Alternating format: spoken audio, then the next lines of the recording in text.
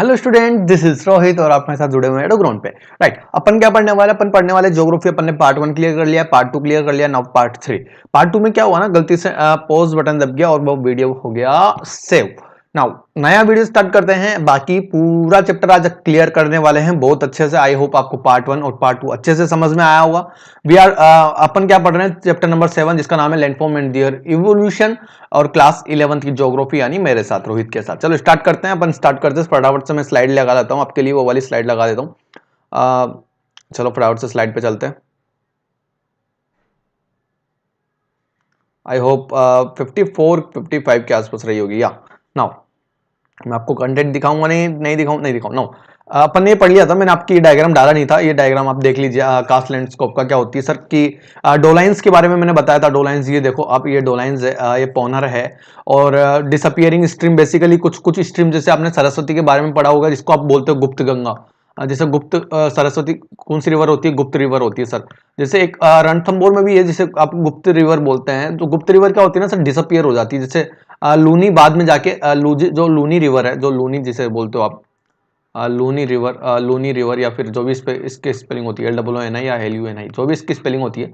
तो लूनी रिवर क्या होता है ना, बेसिकली गुजरात में जाके बाद में कच्छ के रन में, जो रन ऑफ कच्छ है, सो रन ऑफ कच्छ है, कच्छ है, वहां पे जाके डिसअपियर हो जाती है। That cause disappearing stream, that cause disappearing stream. ये मैं बता चुका हूँ, ये मैं बता चुका हूँ, ठीक है। ना ये वाला है, ये लाइमस्टोन पेवनेंट है। ये देखिए आप, ये लाइमस्टोन पेवनेंट है। दैट कॉज ये फ्लोटिंग एंड ग्रूविंग है, फ्लोटिंग एंड ग्रूविंग है। That cause floating and grooving. ये कास्ट टावर्स है, दैट कॉज कास्ट टावर्स। और ये कास्ट कौन से, ये कास्ट कौन से देख पा रहे हो आप? यहाँ पे 4, ठीक है। बाकी आप एक बार फिर से इसको देख लेना और अपन पढ़ते हैं नेक्स्ट फटाफट से। बहुत बड़ा चैप्टर है। तो अपन कोशिश करेंगे कि अभी अभी में खत्म हो जाए, अभी अभी में खत्म हो जाए। इसके बाद मैं आपको पढ़ाने वाला हूं ध्यान से फिजियोग्राफी। फिजियोग्राफी ड्रेनेज सिस्टम, आपके क्लास 11 का टर्म 1 का शेड्यूल कंप्लीट हो जाएगा। फिजियोग्राफी में आपको मैंने बता चुका हूं, आपको मैं बता चुका हूं कि एक स्टूडेंट ऑक्सफोर्ड आता है, स्टूडेंट एटलस आता है, स्टूडेंट एटलस आता है। किसका आता है सर? स्टूडेंट एटलस आता है सर, ऑक्सफोर्ड का। ऑक्सफोर्ड का वो लेके बैठना है सर साथ में, वो लेके बैठना है साथ में, ठीक है। उसके बिना आपको मजा ही नहीं आएगा, उसके बिना आपको मजा ही नहीं आएगा। चलो ठीक है, चलो ठीक है, स्टार्ट करते हैं। आ जाओ। नाउ केव्स के बारे में पढ़ने वाले हैं। सर केव क्या होती है? केव को अपन गुफा बोलते हैं, गुफाएं बोलते हैं। आप जानते हैं केव को अच्छी तरीके से। केव का सर बेसिकली बहुत यूज रहा है, केव का बहुत यूज रहा है। आप आप देखेंगे पुराने जमाने में भी, जैसे अजंता एलोरा की केव्स है, अजंता एलोरा की केव्स है। आपके महाराष्ट्र में आपको मिलेगी, जिन्हें सिस्टर केव्स बोला जाता है। जैसे एलोरा को अजंता की सिस्टर केव्स बोला जाता है। यहाँ पर अजंता की बहुत सारी केव्स है, और एलोरा में भी जो एलोरा जो फेमस केव है। तो एलोरा में एक आपको पता होगा, दोनों बेसिकली उसके अंदर है, क्या बोलते हैं, वर्ल्ड हेरिटेज साइट के अंदर है, यूनेस्को की वर्ल्ड हेरिटेज साइट के अंदर है, यूनेस्को की वर्ल्ड हेरिटेज साइट के अंदर है। तो आपको पता होगा, कि जो एलोरा के अंदर जो एक मंदिर है, बहुत ही ज्यादा खूबसूरत, बहुत ही ज्यादा प्यारा मंदिर है, जिस मंदिर का नाम है कैलाश मंदिर। वो भी यूनेस्को की वर्ल्ड हेरिटेज साइट के अंदर आता है। और कैलाश मंदिर कहा जाता है कि वो एक ही चट्टान से बना हुआ है, एक ही चट्टान को काट के बनाया हुआ है। अभी भी लोग आश्चर्यचकित है कि ऐसा मंदिर कैसे बनाया जा सकता है, ठीक है। बहुत सारे लोगों को अभी भी लगता है कि ऐसा बनाना पॉसिबल नहीं है। लेकिन हाँ, पहले के जमाने में होते थे, कलाकारी ऐसे होते थे। जैसे आप कभी जाएंगे, एक एक मंदिर है, मेरे को नाम याद नहीं है अब। वहां पे एक पिलर है, पिलर मतलब समझते हो ना, एक पिलर, ऐसा पिलर है जो पूरे मंदिर को सपोर्ट कर रखा है, लेकिन वो पिलर हवा में झूलता है, नीचे सरफेस से टच ही नहीं होता सर। और ऐसा पिलर पूरा कैसे हो सकता है? कोई चीज सपोज करो ना, ये किसी छत पे है, ये किसी छत से टच करा हुआ है, और ये नीचे ऐसे हवा में झूल रहा है, नीचे कोई जमीन पे अड़ा हुआ ही नहीं है। कैसे पॉसिबल है? ग्रेविटी के सारे लॉ तोड़ के, मतलब पहले की तो चीजें अलग ही थी सर। अभी तो कुछ खास ही नहीं, अब तो क्या ही होता है। आए थे लोग, अंग्रेज आए थे देखने की सर उस मंदिर में वो पिलर कैसे टिका हुआ है, उसको उसने हटाने की कोशिश की। सारे एक पिलर को हटाने की कोशिश की, सारे पिलर गिरने लग गए, उन्होंने उनको रोका, सारे पिलरों को कैसे भी करके रोका, उस पिलर को टूटने से रोका, और अंग्रेज चले गए। तो बहुत बहुत बहुत बड़ी बड़ी बातें हैं अपने हिंदुस्तान के बारे में। अपने हिंदुस्तान, गर्व से कहता हूं मैं हिंदुस्तानी हूं, इस बात में कोई शक नहीं होना चाहिए। मैं हूं हिंदुस्तान से, और मैं मानता हूं हिंदू धर्म को, बाकी सारे धर्मों को भी मानता हूं, बराबर मानता हूं। मैं मुसलमानों की भी इज्जत करता हूं, ईसाई सिख की भी इज्जत करता हूं, सारे धर्मों की इज्जत करता हूं, लेकिन सबसे ज्यादा इज्जत करता हूं वो अपने प्यारे हिंदुस्तान की। मैं खुद से ऊपर किसी की आवाज सुन नहीं सकता। अपन को कोई आवाज सुननी आती है ना सर, किसी की तेज आवाज सुननी आती है ना सर, वो है अपना राष्ट्रगान। ऐसे रोंगटे खड़े कर देता है सर, रोंगटे खड़े हो जाते हैं राष्ट्रगान सुनते हैं सब। उसके अलावा किसी के बाप की नहीं सुनते अपन सर, अपन किसी के राम जी की नहीं सुनते सर। अपन सुनेंगे सिर्फ राष्ट्रगान, ऊंची आवाज में राष्ट्रगान सुनेंगे, बाकी किसी से कोई बात नहीं सुनेंगे। चलो स्टार्ट करें केव के बारे में। आप केव के बारे में स्टार्ट करते हैं, चलो आओ। In areas where there are alternating beds of rocks. Beds of rocks क्या होते हैं सर, आपको फोटो दिखा देता हूं। अल्टरनेटिंग बेड्स ऑफ रॉक्स क्या होते हैं सर, देखो आप, इसे बोलते हैं, ये बेड्स ऑफ रॉक्स है, that calls beds of rock, that calls beds of rock. ये ऐसे दरारें होती है यहाँ पे, और ये इस टाइप की रॉक्स होती है पूरी रॉक्स, फिर इसके बाद अल्टरनेटिंग लगी रहती है, दैट कॉल्स जैसे ये देखो, ये देखो आप, ये लगी हुई है, ये पहले ये एक रॉक है, फिर इसके नीचे देखो, आपको मैं फोटोज में और बता देता हूँ। इसे ये केव का फोटो है, दैट कॉल्स केव का फोटो, केव का फोटो। तू खींच मेरी फोटो पिया, वो वाला सीन है सर, ठीक है।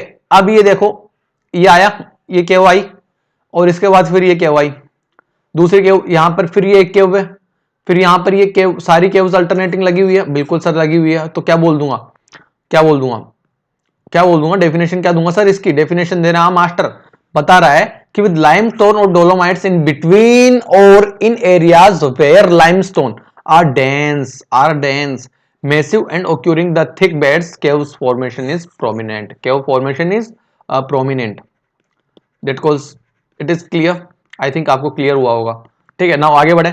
वाटर परकोलेट्स, वाटर परकोलेट्स क्या होते हैं सर, वाटर परकोलेट्स क्या होते हैं, वाटर परकोलेट्स क्या होते हैं सर, जहां पे पानी का रिसाव होता है, पानी का रिसाव होता है, दैट कॉल्स वाटर परकोलेट, पानी का रिसाव होता है। जैसे मैं आपको एक एग्जांपल बताता हूं, जब आप बहुत सारी, जब पुरानी चट्टानें देखते होंगे, तो पुरानी चट्टानों में सर दरारें होती है, जैसे ये दरारें हैं। अब इन दरारों में से सर यहाँ पर किसी जगह कांजी, कांजी जिसे आप बोलते हो, कांजी जिसे बोलते हो, green green sea grass type की, वो सर जमी रहती है, क्योंकि यहां से हल्का हल्का सा पानी का रिसाव रहता है, यहां से हल्का हल्का सा वो काली रहती है चट्टाने, वो गीली रहती है यहां से, जैसे ये यहां से गीली है, ये रही सर, ये देखो, ये जो गीलापन दिख रहा है आपको, ये कांजी दिख रही है, क्योंकि सर यहां से पानी का रिसाव होता है, जिसे आप बोलते हैं water percolates, water percolates. Is it clear, is it clear, ठीक है। इनको आप बोलते हो जॉइंट्स, ये जो जॉइंट्स है, ये चट्टानों के बीच में जो जॉइंट्स है, देखो आप जॉइंट्स है, बेडिंग प्लांट्स जिन्हें बोला जाता है। अभी आपको सारी डेफिनेशन बताने वाला हूं। वाटर परकोलेट्स डाउन इधर through the materials, through cracks के थ्रू पानी रिसाव होगा, एंड जॉइंट्स के थ्रू भी हो सकता है, and move horizontally and bedding plants horizontally, and bedding plants horizontally चलता है। It is along these bedding plants that are limestone dissolves and long and narrow to wide gaps called cave result, that calls cave result, is it clear? आगे बढ़े, मैंने आपको समझा दिया है, there can be a maze of caves at different elevation depending upon the limestone beds and intervening rocks जिसे बोला जाता है। caves normally have an opening through the which have streams are discharged। Basically क्या होता है ना, suppose करो sir कोई केव है, ये केव है सर, ये केव है, तो यहाँ का पॉइंट और जो केव का एंड का पॉइंट होता है ना सर, इन्हें बोलते हैं सर आप tunnel, that calls tunnel. So have opening at the both of end are called tunnels, ठीक है। समझ में आया आपको, समझ में आया क्या कहना चाह रहा हूं, मास्टर ये यही बताना चाह रहा है। सो यहाँ पे यही बताना चाह रहा है कि मेज ऑफ केव्स एट डिफरेंट अलग अलग एलिवेशन पे अलग अलग cave depending upon the limestone beds, and वो सब किस पे डिपेंड करती है सर, जो लाइमस्टोन बेड्स पे, बेड्स मतलब सर समझ में आ रहा है ना, वो जो लेयर्स के बारे में जो चट्टानें होती है, तो लाइमस्टोन की जो चट्टानें होती है, लाइमस्टोन एक कैसा स्टोन है, लाइमस्टोन जिसे चूना पत्थर भी बोलते हैं, चूना पत्थर के बारे में देखो अभी यहाँ पे डिटेल्स में आएगा। अब बात कर रहा हूँ डिपोजिशनल लैंडफॉर्म्स के बारे में। डिपोजिशनल लैंडफॉर्म मतलब क्या होता है सर, निक्षेप से बना हुआ लैंडफॉर्म, हिंदी मीडियम वालों सुन लो, निक्षेप से बना हुआ लैंडफॉर्म। अब ये सर, ये मास्टर ये बात बताइए, नई चीज क्या लेके आया तू, मैं बोलूंगा मास्टर नई चीज कुछ नहीं लेके आया, मैंने आपको पहले पढ़ा चुका हूं डिपोजिशनल लैंडफॉर्म्स क्या होते हैं। बस यहाँ पे अलग डेफिनेशन ये है कि many depositional forms develop within the limestone caves, समझ पा रहे हो, within the limestone caves. The chief chemical in limestone is calcium carbonate, अरे calcium carbonate CaCO3, calcium carbonate किसमें होता है सर, चूना पत्थर में होता है क्या, चूना पत्थर में होता है क्या calcium carbonate, CaO calcium oxide, एक फॉर्मूला है आपको पता हो तो, समझ में आ रहा होगा।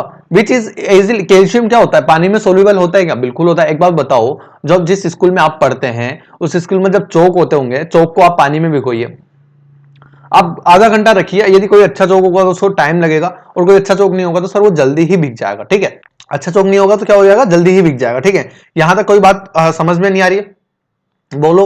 तो क्या होता है सर, कैल्शियम कार्बोनेट क्या पानी में डिसोल्वेबल होगा? बिल्कुल होगा सर, पानी में घुलनशील होगा, पानी में घुल जाएगा कैल्शियम कार्बोनेट।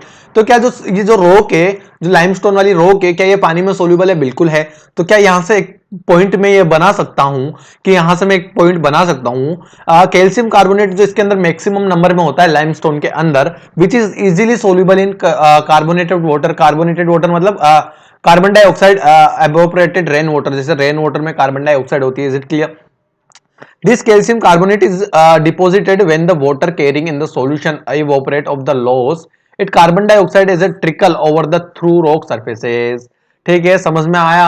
यहाँ तो कोई डाउट? आगे बढ़े, आगे बढ़े। जैसे आपको मैंने बता दिया केव्स है, ये रॉक बेड रॉक्स है, और जिसे आप रॉक बेड भी बोल सकते हैं। बेसिकली बहुत सारी चट्टानों का ग्रुप होता है, बहुत सारी चट्टानें पैरेलली लगी रहती है। आगे बढ़े। नाउ स्टेलेक्टाइट और स्टेलेगमाइट और पिलर्स के बारे में मैं बात करूंगा।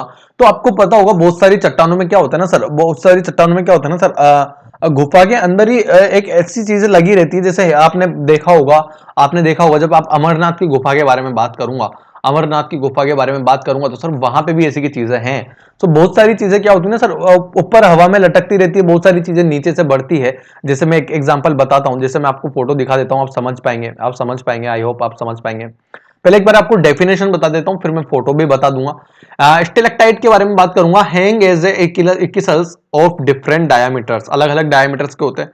नॉर्मली दे आर ब्रॉड, चौड़े, and their bases and taper towards end free ends होते हैं, showing up in a variety of forms, अलग अलग वैरायटी शो करते हैं। Stalagmites rise up from the floor of the caves, caves के floor से up की तरफ राइज करते हैं स्टेलेगमाइट्स, और स्टेलेक्टाइट्स नीचे की तरफ होते हैं।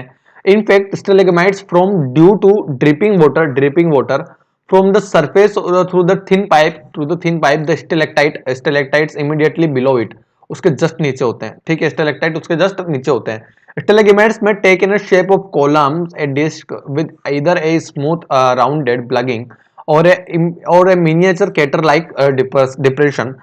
The stalagmites and stalactite eventually fuse to give rise to column and pillars of different diameters. The stalagmites and stalactites eventually fuse to gives rise to columns and pillars of different diameters. Is it clear? जैसे ये देखो, ये इसकी बात कर रहा था sir, पानी का रिसाव होगा, पानी का रिसाव होगा तो देखो आप ये चीज है, ये केव्स के अंदर है सर, ये पूरा केव का फॉर्मेशन है। यहाँ पर चीज समझ में आ रही है? नहीं आ रही हो तो हाँ की नाम में बोल, हाँ की नाम में बोल। ये देखो, आप देख रहे हो, आप अलग अलग डायमीटर के हिसाब से, अलग अलग डायमीटर के हिसाब से, ये देखो, एक तो ये पूरा ही है सर, देख पा रहे हैं आप? देखो आप, ये देखो आप, दैट को स्टेलेक्टाइट, और नीचे वाली चीजों को स्टेलेगमाइट्स बोलूंगा, और पिलर्स, ये देखो ये पिलर्स की तरह का काम कर रहा है। नेक्स्ट पे आऊंगा मैं, ग्लेशियर के बारे में बात करूंगा। ग्लेशियर क्या होता है सर? ग्लेशियर क्या होता है सर? ग्लेशियर मास्टर बता, ग्लेशियर क्या होता है? मैं बोलूंगा सर ग्लेशियर कुछ नहीं होता, मास of ice, masses of the ice moving as a sheet over the land, a continental glacier or pedimont or piedmont glacier, if a vast sheet of ice is spread over the plains as a foot of mountains, or a linear flow down the slope of mountain or broad through the like valleys. Is it clear? Is it clear? यहां से मैं समझाना चाहता हूं आपको, क्या बोलना चाह रहा है कि सर ग्लेशियर के बारे में आप सब जानते हो क्या होता है। डेफिनेशन कैसे लिखूंगा, डेफिनेशन कैसे दिखूंगा, पहले आपको कुछ अलग चीज समझा देता हूं, और डेफिनेशन में अभी आपको समझाऊंगा जब आपको समझ में आने लगेगी। The movement of glacier is slow, glacier moves basically because of force of gravity, आपको भी पता है ग्रेविटी की वजह से ग्लेशियर मूव करते हैं। erosion by the glaciers is a tremendous because the friction caused by sheer weight is friction caused by sheer weight of ice। एक बार बताओ, यहां से जो इरोजन होगा, ग्लेशियर से जो इरोजन होगा, क्यों क्यों क्यों सर वो ट्रिमेंडस क्यों होता है सर, वो खतरनाक क्यों होता है? बिल्कुल सर, खतरनाक इस वजह से होता है क्योंकि लार्ज अमाउंट ऑफ आइस ना sir, large amount of ice जब इरोजन करती है ना सर, तो इरोजन हाई होते हैं, ट्रिमेंडस होना ही बनता है, ट्रिमेंडस होना ही बनता है। चलो अब इसके ग्लेशियर की डेफिनेशन बताता हूं कि mass of ice moving as sheet, masses of ice moving a sheet over the land continental glacier or Piedmont glacier if a vast sheet of the ice is spread over the plain.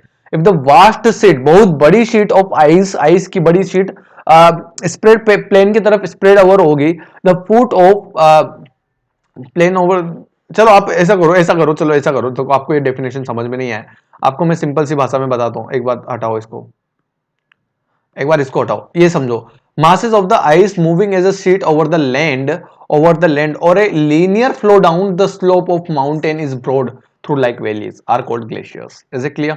यहां तक ये सारी चीजें हटा दो, ये चीजें हटा दो, ये हटा दो, मैं हटा देता हूं इसको, देखो आप फिर देखो अभी आपको समझ में आता ही नहीं आता।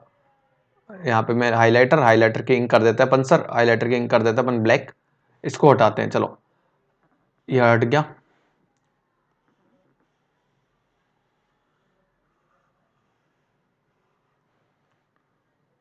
डेट कॉल हट गया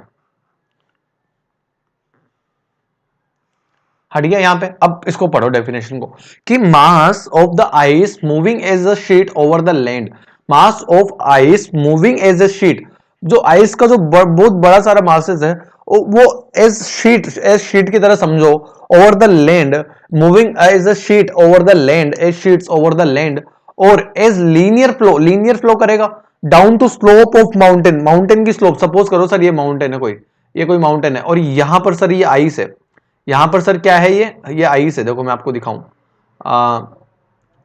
यहां पर सपोज करो सर ये आइस है, ये आइस है, ऐसा ये आइस है। अब सर ये क्या एक शीट की तरह जा रहा है, और किस पे जा रहा है सर, स्लोप पे, स्लोप के अकॉर्डिंग जा रहा है सर, ये शीट की तरह जा रहा है स्लोप पे, अरे बोल, अरे हाँ के नाम में बोल, ठीक है। The masses of ice moving a sheet over the land और as linear flow, as linear flows down the slope of mountain in broad through the like valleys के थ्रू जो जाता है, that calls glacier are called glacier. Is it clear? Next point पे आओ, बहुत अच्छे से समझाया है। The material plucked from the land by glacier, the material plucked from land by glaciers, usually large-sized angular block and fragments get dragged along the floor or sides of the valleys and cause great damage through the abrasion and plucking. Glaciers can cause significant damage. Glaciers sir बहुत बड़ा कारण बन सकता है damage का of even unweathered rocks and can reduce high mountain into low hills and plains. समझ गए sir? कोई भी हाई माउंटेन में यदि कोई ग्लेशियर है वो पिघल जाएगा तो माउंटेन छोटा हो जाएगा, नहीं हो जाएगा माउंटेन को, मतलब size, glacier can cause significant damage to even unweathered rocks and can reduce high mountains into low and plains को भी सर रिड्यूस कर सकते हैं, ठीक है। नेक्स्ट पॉइंट पे आता हूं, चलो स्टार्ट करते हैं। सर ये ग्लेशियर ये देखो टूटा, अभी ये वाला ग्लेशियर यदि टूटेगा तो क्या यहाँ पर ये माउंटेन को लो नहीं कर देगा क्या, हाई टू माउंटेन को लो कर देगा ना, ये देखो ये टूट रहा है, ग्लेशियर टूट रहा है। अब ये ग्लेशियर टूटेगा सर, तो यहाँ पर जो वेलोसिटी बढ़ेगी, यहाँ पे वेलोसिटी बढ़ेगी, वाटर की वेलोसिटी बढ़ेगी, तो क्या सर मैं बोल दूंगा इरोजन होगा। इरोजन कितना होगा, इरोजन क्या बोलूंगा सर, एक वर्ड यूज करूंगा ट्रिमेंडस, दैट कॉज भयानक वर्ड में यूज कर सकता हूँ। एक एग्जांपल बताता हूँ आपको, जिस एग्जाम्पल का नाम है मेरे दोस्तों, बहुत अच्छे से समझना, मैं पेन को ब्लैक करता हूं क्योंकि बहुत प्यारा लगेगा। उस एग्जाम्पल का नाम है that calls example is it Titanic की मूवी आपने देखी होगी। सर उसमें क्या होता है सर, क्या ग्लेशियर टूटता है नहीं टूटता, चलो टाइटैनिक फर्स्ट तो आपने देखी है, टाइटैनिक सेकंड के बारे में बात करूंगा। बहुत से लोगों ने टाइटैनिक सेकंड नहीं देखी होगी, लेकिन आप यकीन नहीं मानेंगे, उसमें एक ऐसा ग्लेशियर टूटता है कि जो ओशियन होता है ना सर, उसके अंदर भूचाल आ जाता है। भूचाल मतलब समझ लो आप, ओशियन में तबाही मच जाती है, कतई भयानक लहरें, तूफान आ जाता है, इतना भयंकर तूफान आता है कि टाइटैनिक को डुबा देता है। दूसरा जो टाइटैनिक था, कुछ अच्छी खास मूवी नहीं है, लेकिन ठीक है, चीजें जियोग्राफी समझने के लिए बहुत अच्छी चीज है। सर ग्लेशियर कोई छोटी बात नहीं होती है, ग्लेशियर टूटने का मतलब है सर तबाही। आपको पता होगा सर, बाढ़ जब आती है ना, जब आप उत्तराखंड में बाढ़ देखेंगे, उत्तराखंड में या फिर हिमाचल प्रदेश में तो कम ही आती है, उत्तराखंड में बेसिकली क्या होता है ना सर, माउंटेन रेंजेस है। अब माउंटेन रेंजेस है, माउंटेन रेंजेस सर, वहां से क्या होता है ना सर, बादल फट जाते हैं, बादल टकरा के फट जाते हैं, बादल फटेंगे, बादल फटेंगे ना सर, बादल फटने के बाद क्या पानी पानी होगा, पानी ही पानी, मैं पानी पानी हो गई, समझ पा रहे होगे ना, तो पानी ही पानी होगा, पानी ही पानी होगा पानी ही पानी होगा, तो सर क्या होगा, बाढ़ आ जाएगी, बाढ़ आ जाएगी, बिल्कुल उत्तराखंड में बाढ़ आई थी ना पहले केदारनाथ के वहां पे, तो यही कहानी है सर, यही कहानी है केदारनाथ के वहां पे जो रिवर निकलती है। चलो ठीक है, जरा सा डाउट हो तो बोलो, ठीक है, यहां तक चीजें क्लियर हो रही है, यहां तक चीजें क्लियर हो रही है, आगे बढ़ू, चलो सर आ जाओ, आगे आ जाओ, आगे आ जाओ। इरोजनल लैंडफॉर्म्स, इरोजनल लैंडफॉर्म, इससे पहले अपन ने कौन सा लैंडफॉर्म पढ़ा था, डिपोजिशनल, डिपोजिशनल लैंडफॉर्म्स पढ़ा था। अब नाउ मैं बात करूंगा इरोजनल की, नाउ मैं बात करूंगा इरोजनल की। इरोजनल लैंडफॉर्म्स क्या होते हैं सर, इरोजनल लैंडफॉर्म्स क्या होते हैं, इसके बारे में मैं पढ़ने वाला हूँ, इसके बारे में पढ़ने वाले हैं। चलो स्टार्ट करते हैं इरोजनल लैंडफॉर्म की। सबसे पहले आ रहा है सर सर्क्यूज, इसे क्या बोलते हैं, इसे ये क्या होता है, आ जाओ। Cirques are the most common landforms in glacier, in glaciated mountains. जैसे आपको फोटो दिखा देता हूँ, दैट कॉल्ड सर्क्यू, ये सर, ये देखो, इस टाइप के जो लैंडफॉर्म्स होते हैं ना सर, इन्हें बोलते हैं सर्क्यूज। ये देखो, ये देख पा रहे हैं आप, पेन करो, अब पेन करता हूं मैं आपके लिए, यहाँ पे रेड कलर का कर देते हैं। चलो, सो क्या हो गया, so cirque are the most common landforms in glaciated mountains. The cirques quite often and are founded to heads of the glaciers valley.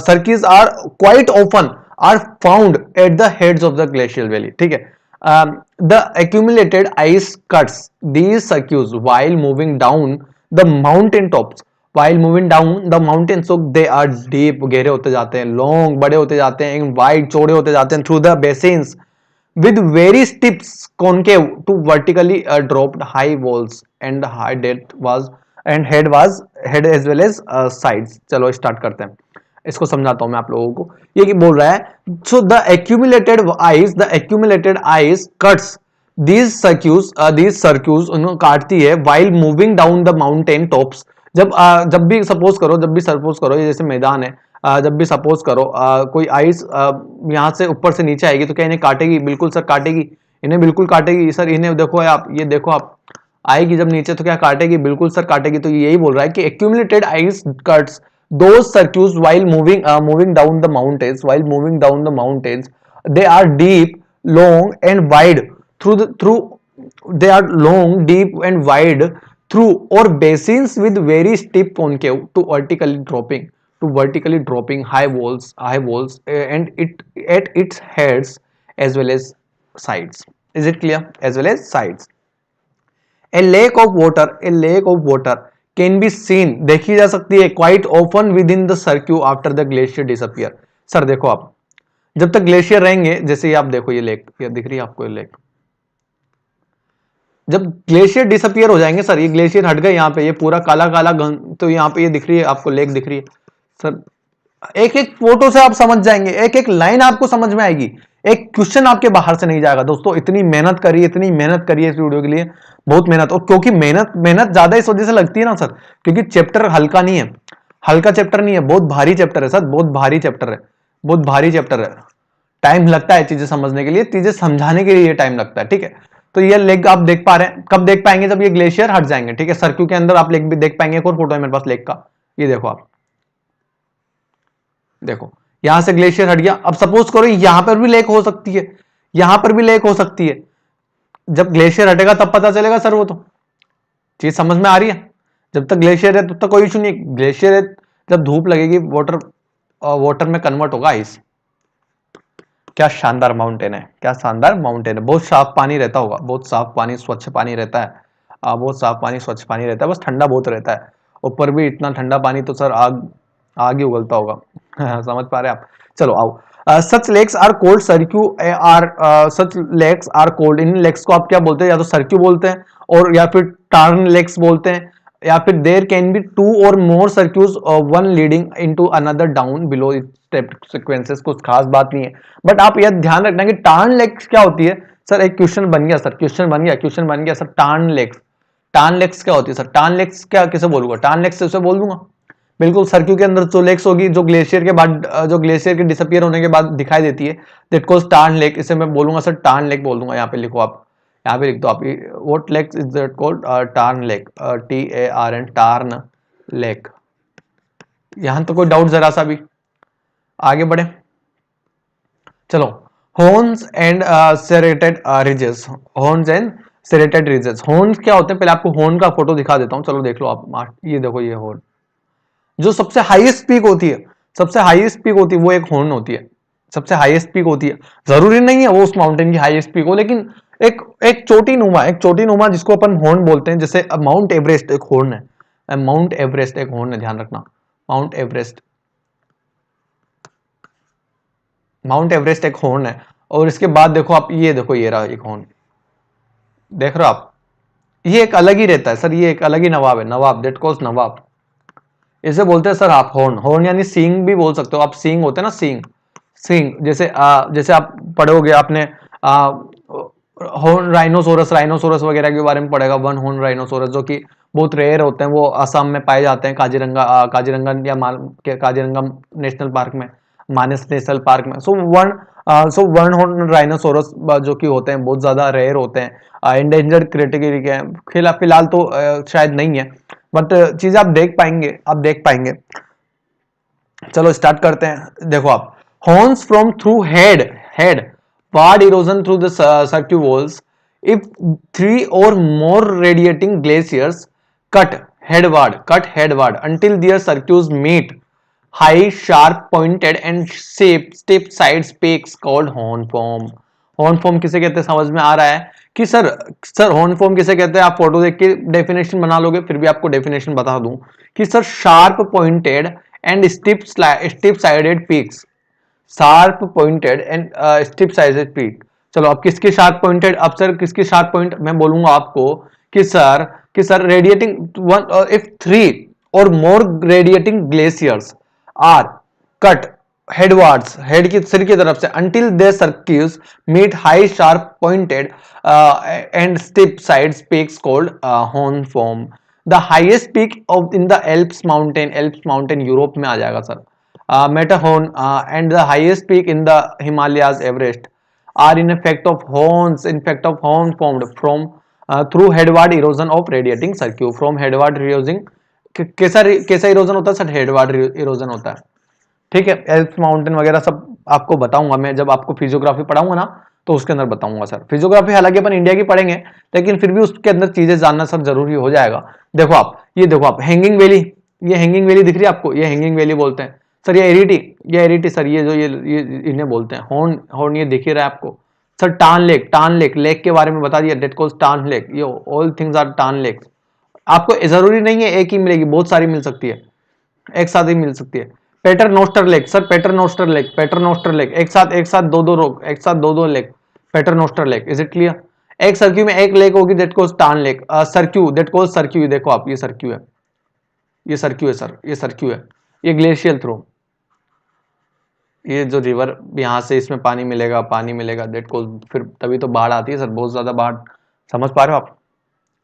Glacier drop होगा। फिर बहुत अच्छे से पढ़ा रहा हूँ दोस्तों, बहुत अच्छे से पढ़ा रहा हूँ, बहुत ज्यादा अच्छे से, आपसे यकीन नहीं मानेंगे, कोई मास्टर नहीं पढ़ाएगा, कोई मास्टर नहीं पढ़ाएगा। चलो ग्लेशियल वैली, ग्लेशियल वैली क्या होती है सर? ग्लेशियल वैली क्या होती है?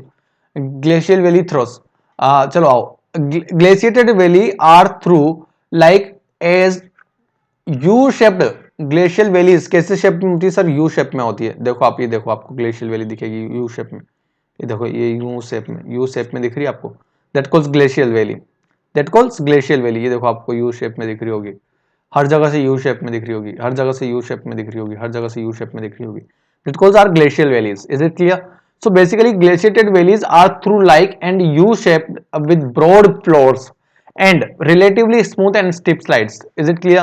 The valleys may contain little debris or debris shaped as moraines with swampy appearances. आपको बताऊंगा debris और moraines क्या होते हैं. There can be hanging valleys at an elevation or one or both sided. एक साइड जरूरी नहीं है, दोनों साइड एलिवेशन हो सकता है of the main glacial valley. The faces of divides और spurs of such hanging valleys opening into main glacial valleys are quite often trunched या फिर आप ऐसे बोलोगे truncated to given them an appearance like triangular facts। कुछ खास important points है नहीं। बाकी आप नेक्स्ट पॉइंट पे आओ। Very deep glacial trough filled with seas water and making up shorelines are called fjords किसे बोलते हैं सर? इंपॉर्टेंट डेफिनेशन आ गई यहाँ पे, चलो इंपॉर्टेंट लगा दो। fjords किसे बोलते हैं सर? कि जो डीप ग्लेशियर्स होते हैं जो समुद्री पानी से भरे हुए होते हैं और जो शोर लाइंस बनाते हैं, सिर्फ शोर लाइंस बनाते हैं कहां पे सर? हाई एल्टीट्यूड में। दैट कॉल्स फ्रोज्ड और या फिर fjords बोलते हैं। चलो स्टार्ट करते हैं। चलो देखो, आप ये देखो, देख पा रहे हैं? देख पा रहे हैं?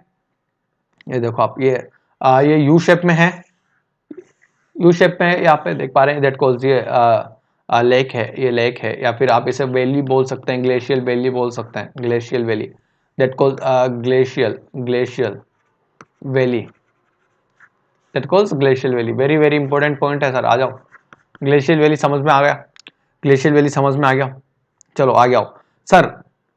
डेब्रिस, ये होगा डेब्रिस, दैट कॉल्स डेब्रिस। यहाँ पे जो छोटे छोटे वो होते हैं ना सर, एक तरीके से आप ये समझ सकते हो कचरा जिसे आप बोल सकते हो, दैट कॉल्स डेब्रिस। और मोराइंस के बारे में मैं बताऊं आपको, मोराइंस क्या होते हैं। देखो मोराइंस की फोटोज भी नहीं हो मोराइंस के बारे में। चलो अभी थोड़ा सा देर बाद आगे फोटो आ जाएगा मोराइंस क्या होते हैं।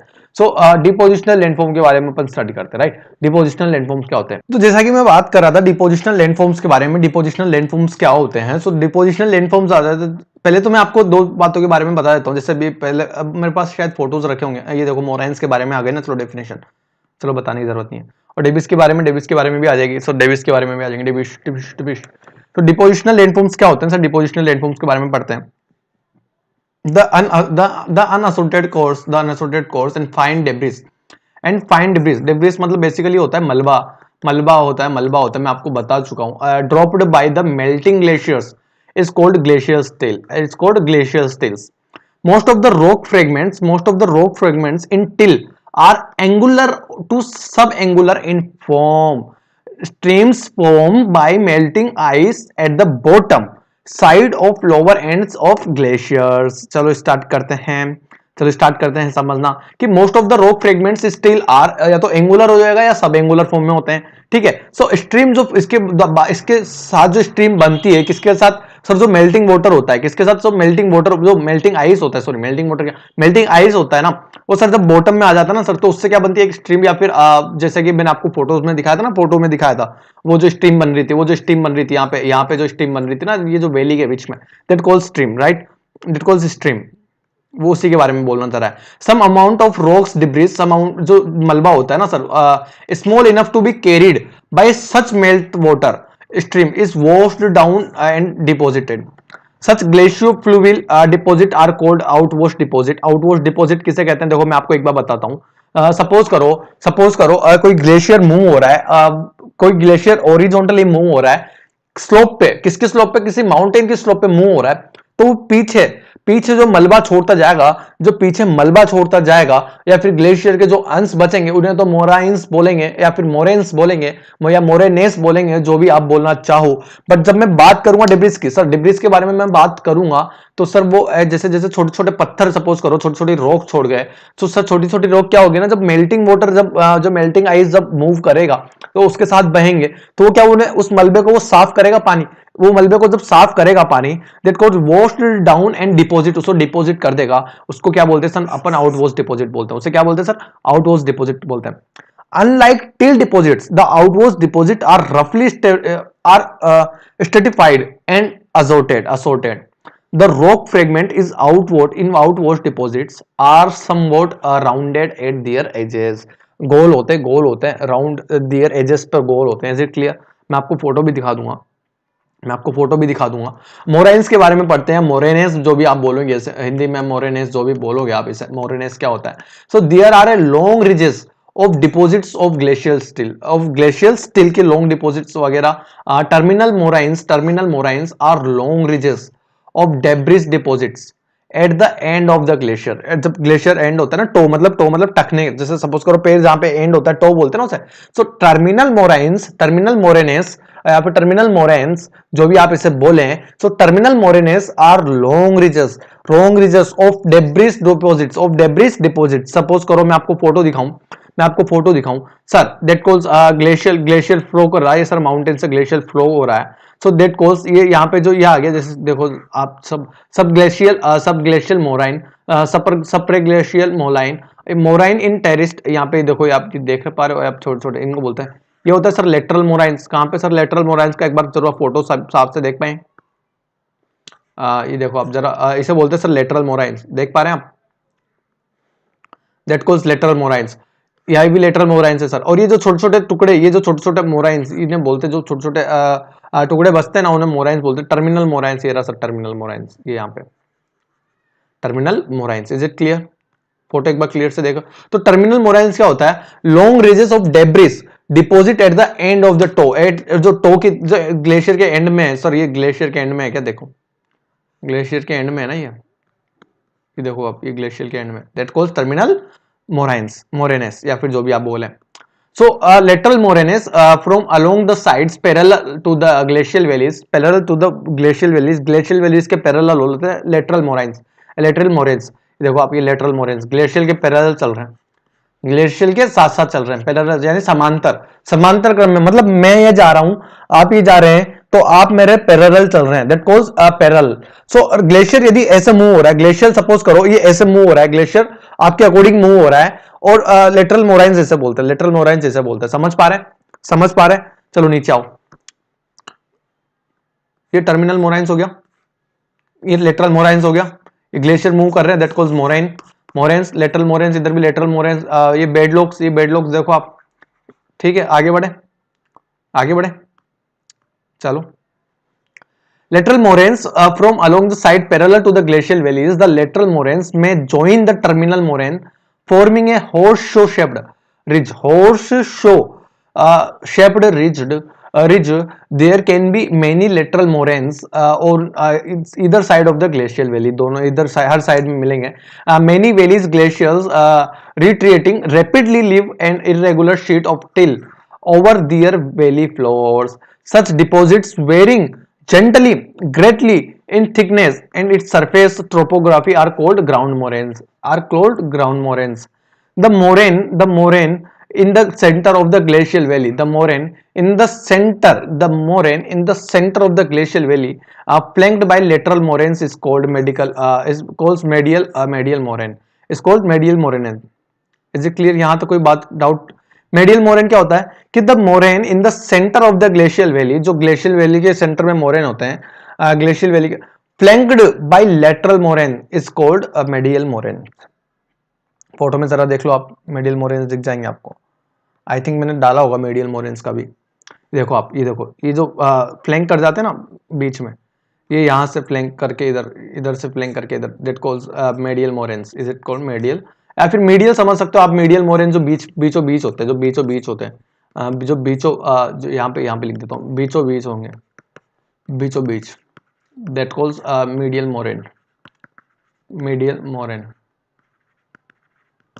यहाँ तो कोई डाउट?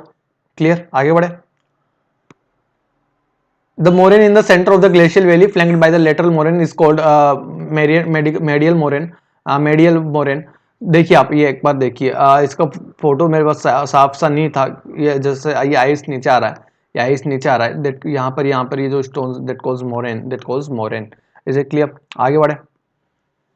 एस्कर्स क्या होते हैं? सर यहाँ पर आओ, एस्कर्स क्या होते हैं? एक सेकंड, एस्कर्स क्या होते हैं मैं इसके बारे में आपको बता दूं जरा सा। एस्कर्स क्या होते हैं? When glacial melt in summer, जब ग्लेशियल गर्मी में पिघलते हैं, the water flows of the surface to the ice or ships down along the margins of, or even more through holes in the ice. So these water accumulate beneath the glacier and flow like streams in a channel beneath the ice. From जाएगा Smith. Is it clear? यहां तक कोई doubt? जरा सा भी definition समझे, कोई word जो समझ में नहीं आया हो, अरे हाँ कि नाम में बोल। फटाफट से समझे। चलो वापस से शुरुआत करते हैं डेफिनेशंस के बारे में। सो डेफिनेशन ये बोलना चाह रही है, when glacier melts in summer, जब गर्मी में ग्लेशियर पिघलते हैं, the water flows on the surface of the ice or seeps down along the margins of the even moon through the holes in the ice. So these water accumulates, जो पानी जो जमा होता है ना नीचे की तरफ, जो ग्लेशियर के नीचे पानी जमा होता है, एंड फ्लो लाइक स्ट्रीम्स, और जो नदियों की तरफ बहता है, इन्हें चैनल के नीचे the ice, channel beneath the ice, in a channel beneath the ice. Such streams flow, जो streams बहती है over the ground, not in a valley cut in the ground, but over the ground with ice forming its banks. Very coarse materials like boulders and blocking along with the same minor fraction of the rock debris carried into stream settle in the valley of ice neath the glacier, and after the ice melts the glacier। एक बार इसका मैं pronunciation जरा देखना चाहूंगा, इसको क्या बोलते हैं? beneath, sorry. So very coarse material like boulders and block along with the some minor fractions of the rock debris carried into the stream settle in the valley of ice beneath the glacier, and after the ice melt can be found as a sinus ridge called esker. Esker किसे बोलते हैं sir, जरा फिर से समझो। Esker किसे बोलते हैं कि very course material, very course. तो मैं आपको इरोजनल लैंडफॉर्म के बारे में बता रहा था कि इरोजनल लैंडफॉर्म क्या होता है। इरोजनल लैंडफॉर्म के बारे में मैं बात करूंगा। तो इरोजनल लैंडफॉर्म के बारे में ज्यादा बात करने से अच्छा है, सबसे पहली बात तो ये ध्यान रखो, सर इंक कलर किधर गया? इंक कलर अपन को करना है that is so clip. Erosional landforms में मैं आपको डिपोजिशनल लैंडफॉर्म बता चुका हूं, इरोजनल लैंडफॉर्म फिर से आ जा रहा है, तो इसके बारे में पढ़ेंगे। सबसे पहले आता है sir clip, terrace, caves and stacks. Stacks को हिंदी में बोलोगे सर ढेर बोलोगे। क्लिप मतलब ऐसे होती है, एक तरीके से खड़ी चट्टान बोल सकते हैं हम, खड़ी चट्टान जैसे होते हैं जो सागर के किनारे होती है, समुद्र के किनारे जिसे बोलते हैं। सो वेव कट जो क्लिप होती है, जो वेव काट के जाती है किसी भी ग्लेशियर के पिघलने से कारण, जो एक इंपैक्ट पड़ता है, वाटर की वेलोसिटी बहुत हाई हो जाती है तो एक इंपैक्ट पड़ता है जिसे वेव बोलते हैं generally. So wave cut cliffs and terrace are two form usually found where erosion in the dominant shore process. Erosion in the dominant shore process, sir देखो आप, दैट कॉल्स क्लिप। क्लिप एकदम खड़ी चट्टान है sir, एकदम खड़ी चट्टान है। खड़ी चट्टान है, जब ये वेव टकराएगी, ये वेव टकरा रही है सर, ये टकरा रही है, तो क्या यहाँ पे इरोजन हो रहा है? इरोजन हो रहा है। Is it clear? तो यहाँ पर यदि इरोजन होगा, यहाँ पर इरोजन होगा किसके कारण? वेव के कारण इरोजन होगा। तो यहाँ पर ये देखो आप, दैट कॉल्स क्या? That calls clip, that calls clip. Is it clear? जरा आओ। तो यहाँ पर मैं क्या बोलना चाह रहा हूँ? यहाँ पर मैं यही बोलना चाह रहा हूँ कि wave cut cliffs and terrace are the form usually found in the erosion in dominant shore process. Shore process के वहां पे इरोजन होगा, तो that calls wave, that calls cliff and terrace. Almost all sea cliffs are steep and may ranges from the few meter to 30 meter तक होती है, और ज्यादा भी हो सकती है। At the foot of the such cliffs, there may be a flat or gently slope platform covered by rock debris, जो कि होता है derived from the sea cliff behind. Such platforms occurring at elevation above the average height of the waves is called a wave cut terrace. Wave cut terrace समझ पा रहे हो? Wave cut terrace क्या होता है sir? Wave cut terrace suppose करो यदि मैं बताऊं कि जो एलिवेशन होता है, जो एलिवेशन होता है, जो या फिर एलिवेशन होता है, जो एलिवेशन होता है हाइट से अबाउ, जो अबाउ द हाइट्स होता है। सो वेव जो हाइट के अबाउ के जो एलिवेशन करेगा wave, that calls wave cut terrace, that calls wave cut terrace. Is it clear? Next point पे आओ, ये मैं दिखा चुका हूं। The lashing of waves against the base of the cliff and the rock debris that get smashed against the cliff along with the lashing waves create hollows, and their hollows get widened and deepened from the sea caves. Is it clear? So the lashing of wave against the base of the cliff, the lashing of wave against the base of the cliff and the rock debris बोल दो, that gets smashed against the cliff along with the lashing wave create holes create को जाएंगे। देखो मैं आपको बताता हूँ, and these hollows get winded and deepened from the sea caves, that called sea caves। देखो आप, ये देखो आप, ये होल्स हो जाएंगे, ये होल्स हो जाएंगे। और सी केव्स भी अभी आपको बताऊंगा, सी केव्स में मैं बताऊंगा। सपोज करो चलिए तो एक स्ट्रेट चट्टान थी जो इरोजन से हुआ है, ये क्या इरोजन से हुआ है क्या? इरोजन से हुआ है क्या? कभी इन फ्यूचर कभी बाढ़ आएगी तो क्या पॉसिबिलिटी है कि ये रहे? बिल्कुल नहीं है सर। ये जो इतना सा हुआ है कि ये ज्यादा हो सकता है, बिल्कुल हो सकता है, ये और बड़ा भी हो सकता है सर। आपको तो ये एक ही हो जाए, आपको तो यहाँ पे हल्का हल्का सा बच जाए, आ रही बात समझने में? आपको तो यहाँ पे ये बच जाए और बाकी ये पूरा हो जाए, आपको तो ये पूरा हिस्सा ही चला जाए इधर का, आपको तो यही रह जाए। कुछ भी हो सकता है सर इरोजन, जब बाढ़ आ जाए या फिर जब समुद्र में तूफान आ जाए। So the roof of caves collapse and the sea cliffs recede further inland. Retreat of the cliff may leave some remnants बोलो of rocks standing isolated at small island just off the shore. Such resident masses of rocks, originally parts of a cliff or hill, are called sea stacks. Is it clear? यहाँ तक कोई doubt? यहाँ तक कोई doubt है क्या? आगे बढ़े, ये देख पा रहे हो आप? जरा देख पा रहे हो? इसको अपन बोलोगे sea stack, that called sea stack. Definition बताऊं फिर से? नहीं आया ना समझ में? चलो सुनो डेफिनेशन क्या बोल रही है कि the roof of cave collapse and the sea cliff recede further inland. यहाँ तो कोई doubt?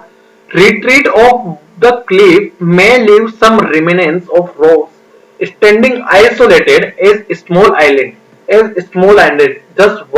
Just off the shore से गुजरो। Such resistant masses of rocks, कुछ चट्टाने से खड़ी रहती है, originally parts of a cliff or hill are called sea stake.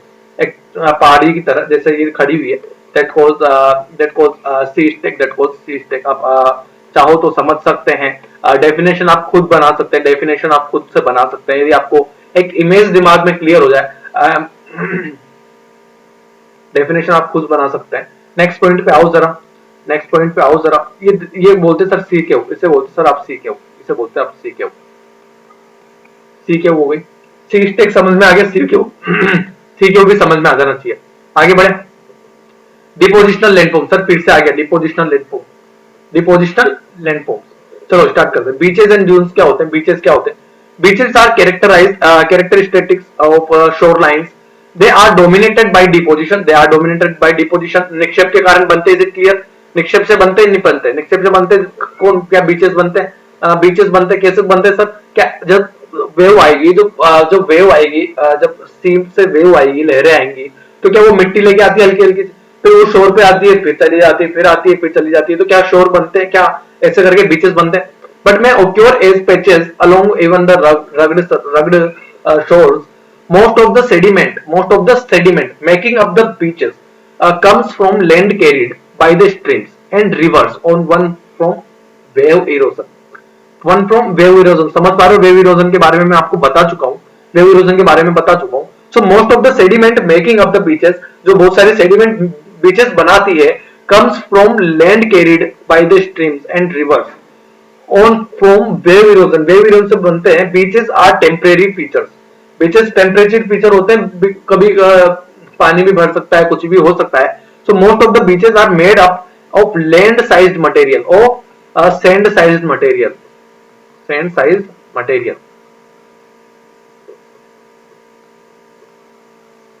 of the sand size material.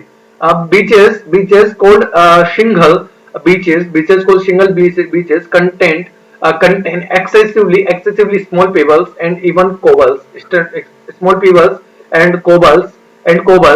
Just behind the beach, the sands lifted the windowed from over the beaches surface will be deposited and as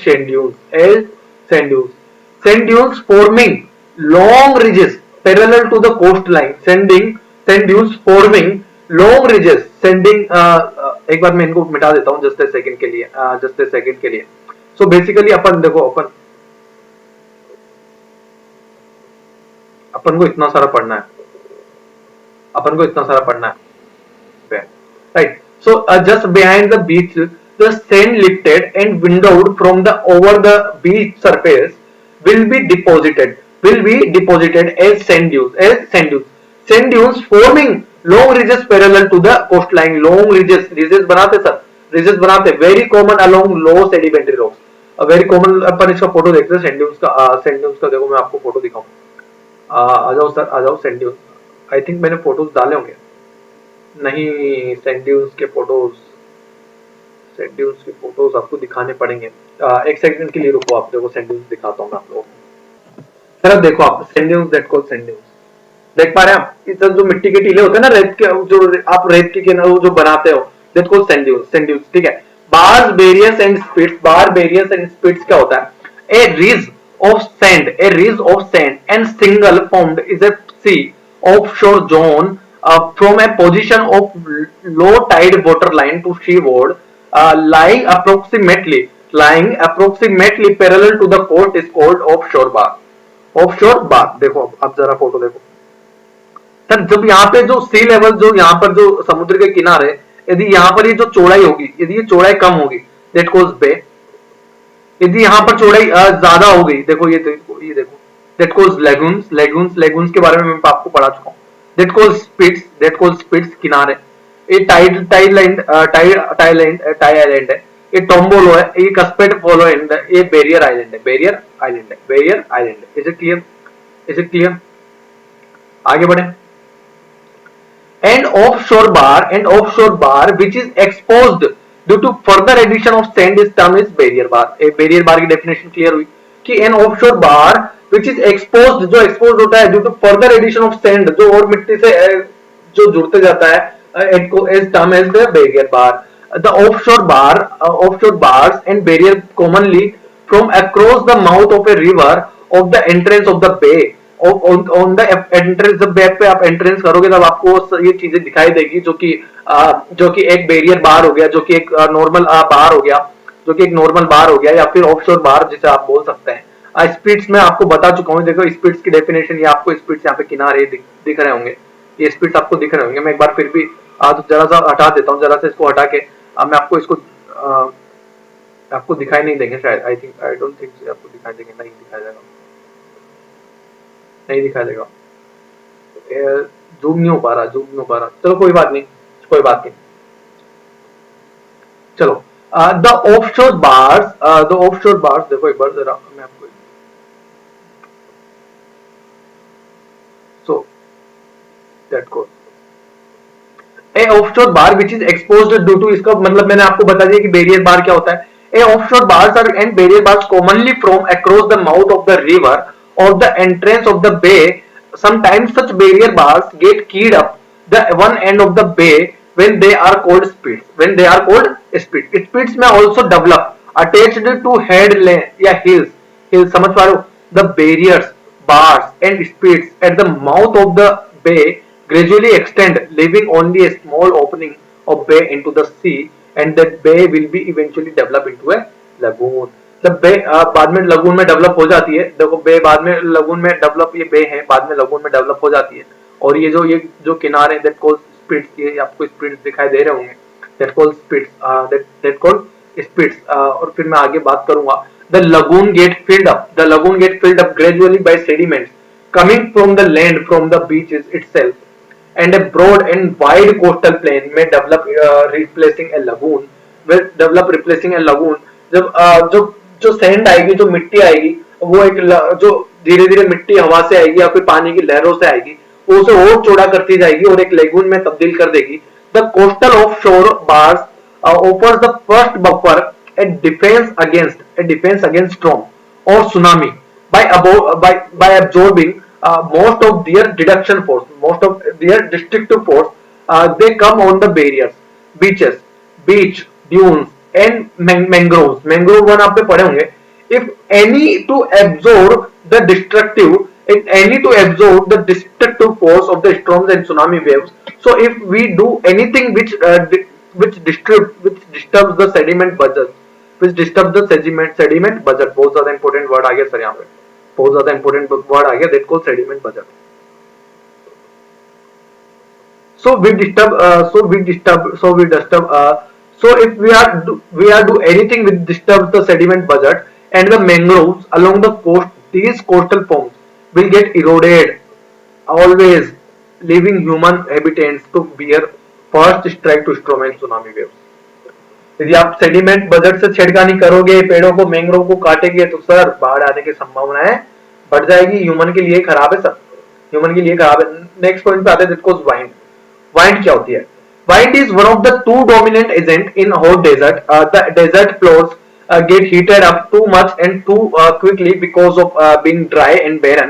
So wind is one of the dominant agent in the desert, in hot desert, because hot desert के अंदर जब हवाएं चलती है, the desert floors get heated up, बहुत ज्यादा गर्मी होने लगेगी, too much too quickly because of being dry and barren, बहुत ज्यादा सूखा होने के कारण।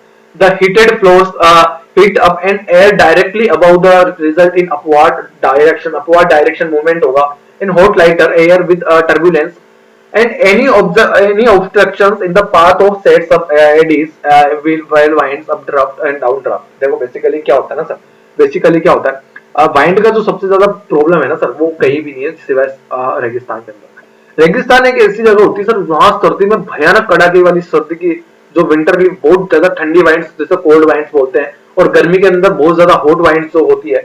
और तो वहां पर क्या होती है ना सर, हवाएं जब नीचे से ऊपर की तरफ चलती है, डाउनवर्ड्स टू अपवर्ड्स जब हवाएं चलती है, तो सर क्या होता है सर, मूवमेंट होता है किसका, तो मूवमेंट होता है और टर्बुलेंस आता है, मूवमेंट होता है और टर्बुलेंस आता है। Winds also move along the desert floors with great speed, and the obstructions in their path create turbulence. Of course, there was a storm winds, बहुत तूफान आता है, हवा वाला तूफान, रेतीला तूफान पड़ा होगा ना, देखा होगा मूवियों में। So which are very destructive, which are very destructive, is it clear? जैसे दुबई वगैरह में तूफान आते रहते हैं, आपने देखे ही होंगे। So wind cause deflection, absorption and impact. Deflection included lifting and removal of dust. Deflection included lifting and removal of the dust and smaller particles of the surface of the rock. So the transportation process sand and slit act as effectively tools the aberrate and land surface. So basically deflection क्या करता है ना sir, जो rock surfaces होती है वहां से मिट्टी को हटाता है, हवाएं चलती है, हवाएं से मिट्टी को हटाती है सर, वो प्रोसेस जो स्मॉल डस्ट को हटा देता है, वो स्मॉलर पार्टिकल्स को हटा देता है। The impact in simply sheer force of momentum which occurs which sand is blown into against rock surface. It is similar to sand blasting operation. It is similar to sand blasting operation. फिर से आपको समझाता हूँ sand blasting operation क्या है। So this impact is just simply sheer forces of momentums which occur when sand is blown into against a rock surface. It is similar to sand blasting operation. ठीक है, ठीक है। The desert rocks devoid of vegetation, exposed to mechanical and chemical weathering process due to drastic diurnal temperature changes, decay faster, and the torrential rains या फिर torrential rains help the removing of the weathered materials easily. Is it clear? Is it clear? So basically क्या होता है ना sir, जब desert में गर्मी में गर्म और ठंड, सर्दी में ठंडी हवाएं चलती है, that cause wind. So weathering process due to drastic diurnal temperature changes, temperature में चेंज होता है, गर्मी बहुत गर्म की और सर्दी बहुत ठंडी की, decay faster to the torrential rains, ये सारी चीजें हेल्प करती है। So that means the weathered debris in the desert is moved by not only wind but also by rain wash। जब बारिश होती है, सो जो जितनी भी जो वेदर डिब्रेज होती है, वो जो जितनी भी जो मैं आपको बताऊंगा, जितना भी मलबा होता है, जितना भी मलबा होता है, वो सारा हवाओं से ही नहीं हटता, वो सर बारिश से भी हटता है। The wind moves fine materials and general masses erosion in accomplished mainly through sheet floods or sheet wash. Stream channels in desert areas are broad. बहुत ज्यादा चौड़े होते हैं। Smooth and identify and flow of the brief time after rain. Is it clear? Erosional landforms क्या होते हैं sir? Erosional landforms क्या होते हैं? पेडिमेंट्स एंड पेडिप्लेन्स के लिए, पेडिमेंट्स एंड पेडिप्लेन्स, जैसे देखो आप पेडिमेंट्स और पेडिप्लेन्स क्या होते हैं? Gently inclined rocky floor close to the mountain and their foot without in thin cover or debris are called pediments. बहुत ज्यादा important definition. Such rocky floors from through the erosion of the mountain front through a combination of lateral erosion by stream and sheet flooding. देखो आप देखो आप कोई यहाँ पे किनारे पे ऐसे कुछ खास नहीं है, that cause pediment, that cause pediment. Definition फिर से पढ़ो आप जरा कि जेंटली इंक्लाइंड रोकी फ्लोर, जेंटली इंक्लाइंड द रोकी floor close to the mountain and their foot at their foot with or a without a thin cover of debris, with or without a thin cover of debris are called pediment। देखो आप mountain पे खत्म हो रहे हैं, यहां से शुरू हो रहे हैं, जहां पे खत्म हो रहे हैं फुट पे खत्म हो रहे हैं, और जरूरी नहीं है सर कि थिन इनका डेब्रिस, इनका डेब्रिस जो है डेब्री बोलेंगे, जिसे डेबर बोलेंगे, डेब्री बोलेंगे, वो थिन हो, ठीक है। यहां तक कोई डाउट पेडिमेंट के बारे में? पेडिमेंट की नेक्स्ट डेफिनेशन क्या बोलती है कि such rocky floors from through the erosion of mountain from through a combination of a lateral erosion, lateral erosion मैंने आपको बताया था, parallel जो चलता रहता है, by stream and sheet flooding once pediments are formed with a steep wash slope followed by a cliff or free face about it, the steep wash slope and free face retreat backward की तरफ भी होता है, जैसे आगे होता है वैसे उधर भी होता है। This method of erosion is termed as a parallel retreat or slope through the back washing. So through parallel retreat of slopes, the pediments extend backwards at the expense of mountain front, and gradually the mountain gets reducing, leaving an iceberg with the remainder of the mountain that house the high relief and desert areas. It reduce the low futureless plains called pediplains. Pediplains समझ में आ रहा है? So that's how the high relief in desert areas is reduced to low featureless plains are called pediplains. Is it clear? Are called pediplains. Pliers क्या होते हैं, या pliers क्या बोलते हैं, या plains जिसे बोल सकते हो आप, जिसे मैं लोग जनरली pliers बोलता हूँ। Plains are by far and the most prominent landforms in the desert. In basin with mountains and hills around and along, with mountains and hills around and along, the drainage is toward the center of the basin, and due to gradual deposition of sediments from basin margins, a nearly level plain from the center of the basin.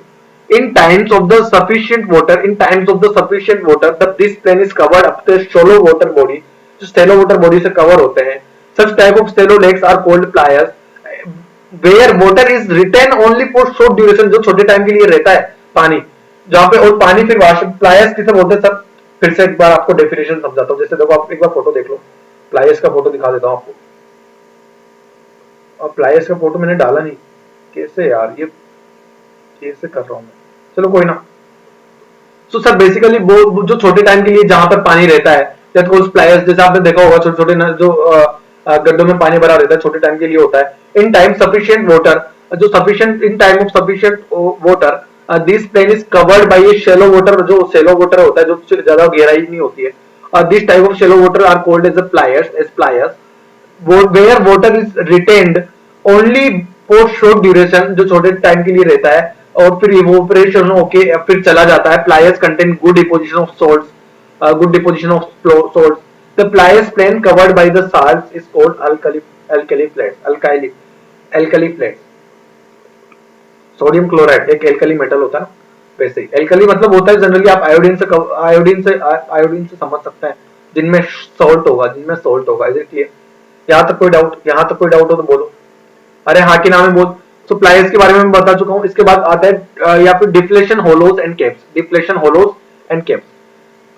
whether mental over the rock or bare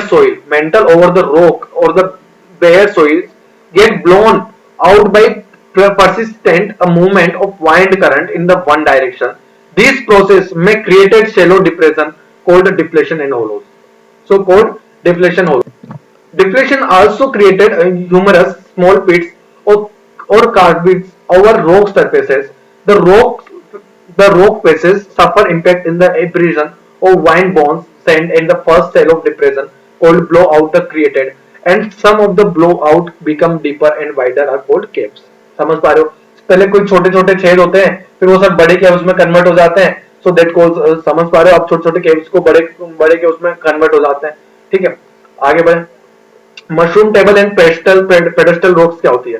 mushroom mushroom table and pedestal ropes क्या होती है, देखो मैं आपको बता देता हूँ। ज्यादा अपने पास बचा नहीं है, अपने पास ज्यादा डेफिनेशन बची नहीं है। देखो टाइम लगेगा चीजें समझने में, मैं आपको एक बात बता देता हूँ, टाइम तो लगेगा क्योंकि चैप्टर इतना आसान नहीं है जितना आप सोचते हैं, और मैंने फिर भी काफी अच्छे से आप लोगों को बताया दोस्तों। ज्यादा बचा नहीं है, आई थिंक 117 तक अपने पास है, नहीं है अपने पास, ज्यादा बचा नहीं है।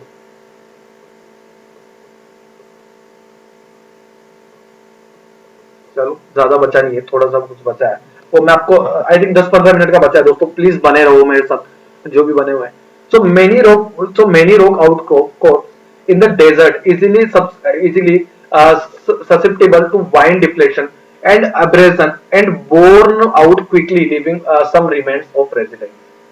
So many rock outcrops in the desert, easily susceptible to wind deflation and abrasion, and worn out quickly, leaving some remnants to residents. Rocks polished beautifully in shape of mushroom, में slender slank and broad and rounded pear shaped cape above, जो उनके ऊपर cap जैसी shape होती है, उनके ऊपर rounded जो शेप होती है, केप की जैसी शेप होती है।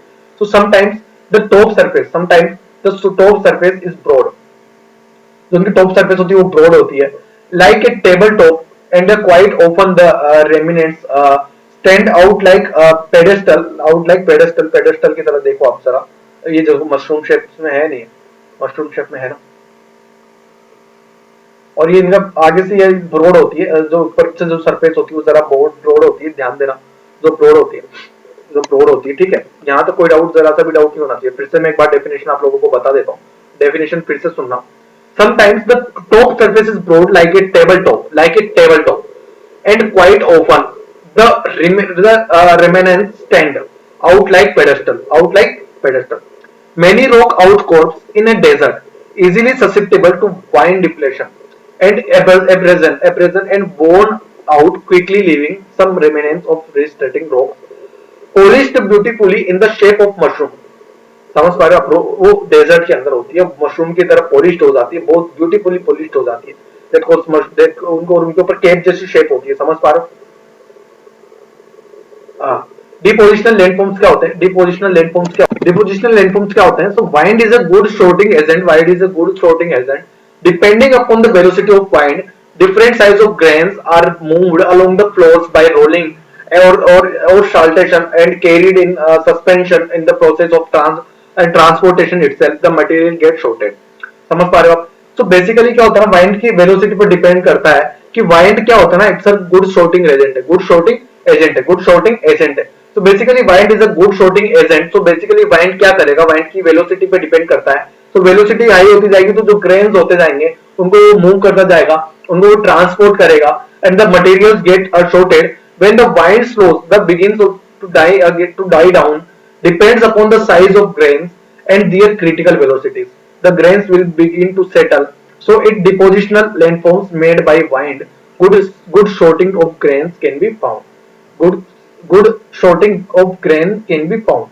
Wind is there everywhere. The whenever there is a good source of sand. So whenever the good source of sand and with constant wind direction. Depositional features in arid regions. Arid मतलब जहाँ पर सूखा हुआ regions होता है, can develop anywhere. So wind is there anywhere and whenever there is a good source of sand. And wind क्या है? sand का अच्छा source है, and wind constant wind direction. Depositional features in arid regions can be improve हो सकते हैं, develop हो सकते हैं। Is it clear? Now sand dunes क्या होते हैं? सैंड ड्यून्स यानी वही रेत के टीले सर। रेत के टीले अलग अलग जगह के लिए अलग अलग वर्ड यूज करूंगा, अलग अलग जगह के लिए अलग अलग वर्ड यूज करूंगा। रेत के टीले दिखाई दे रहे होंगे, आई होगा आप समझ पा रहे हो, आप रेत के टीले दिख रहे होंगे आपको ऊपर। दोस्तों मैं बता रहा हूँ आपको, बहुत अच्छी तरीके से डेफिनेशन समझाया जा रहा है। प्लीज बहुत मेहनत लगी है, वीडियो को लाइक कर दो दोस्तों, वीडियो को लाइक कर दो, चैनल को सब्सक्राइब कर दो, दोस्तों के साथ शेयर करो। सैंड ड्यून्स क्या होते हैं? Dry hot deserts are good places for sand dunes formation. सब जो रेतीले टीले होते हैं, दैट कॉल्ड सैंड ड्यून्स। फिर से मैं बना देता हूं,